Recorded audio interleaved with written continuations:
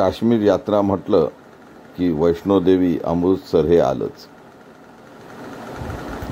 प्रचंड कडाक्याच्या उन्हाळ्यात तुम्ही मे महिन्यात मुंबईवरून अमृतसरला जात असाल तर त्या तयारीनेच जावे लागते. ग्रंथसाहेबासमोर नतमस्तक होऊन तुम्ही जालियनवाला बाग येथील पुण्यभूमीला नतमस्तक होण्यासाठी सरकत असता. प्रचंड उन्हाळा आणि त्यानंतर कटऱ्याचा तो रस्ता, वैष्णोदेवीचे दर्शन, हे सर्व झाल्यानंतर तुम्ही वाघा बॉर्डरचंही दर्शन घेता, जवानांना सलाम करता. आजही भारतीय सैनिकांची वर्दळ या संपूर्ण रस्त्यावर जाणवते. श्रीनगर महामार्ग नव्याने तयार होतोय. प्रचंड बोगदे, पूल, हमरस्ते तयार होत आहेत. त्यामुळे वाहतुकीला अडथळा आहेच. लडाखकडे जाणारे आणि दुचाकीवरून हौशेने फिरणारी लोक तुम्हाला सतत वाटेत भेटत असतात. तुम्ही जसे श्रीनगरकडे सरकता तसे झेलम आणि अन्य नद्या तुमची पाठराखण करतात, साथ देतात. ग्लॅशियर दिसू लागले की आनंद होतो.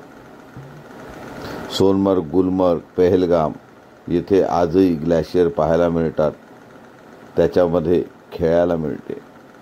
पण रस्त्यातून जातानाही ग्लॅशियर आणि हिमशिखरे न्याहाळत तुमचा प्रवासाचा वेळ कधी निघून कसा जातो हेच कळत नाही. खळखळणाऱ्या नद्या तुमच्या साथीला असतात आणि मग मधूनच एखादा परदेशी पाहुणा आगंतुकासारखी तुमची वाट बघत असतो.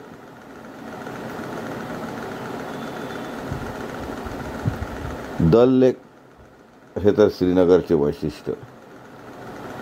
चष्मेशाही गार्डन, शालीमार गार्डन आजही चांगल्या पद्धतीने जोपासली आहे. आता शांततेचा प्रवास सुरू झाला आहे. महिला शिक्षणाचं महत्त्व वाढलेलं आहे. जागोजागी मे महिना असूनही शाळेच्या युनिफॉर्ममध्ये तुम्हाला शाळा कॉलेजात जाणाऱ्या मुली दिसतात. हे आशावादी चित्र आहे. अतिरेक्यांचा त्रास आजही आहे. काश्मीर अजूनही शांत होईल. मात्र मुळात काही लोकांची जी फसवणुकीची प्रवृत्ती आहे, लुबाडण्याची प्रवृत्ती आहे, त्याला आळा घालणं गरजेचं आहे. मेंढपाळ पर्वत रांगांकडे सरकताना दिसतात.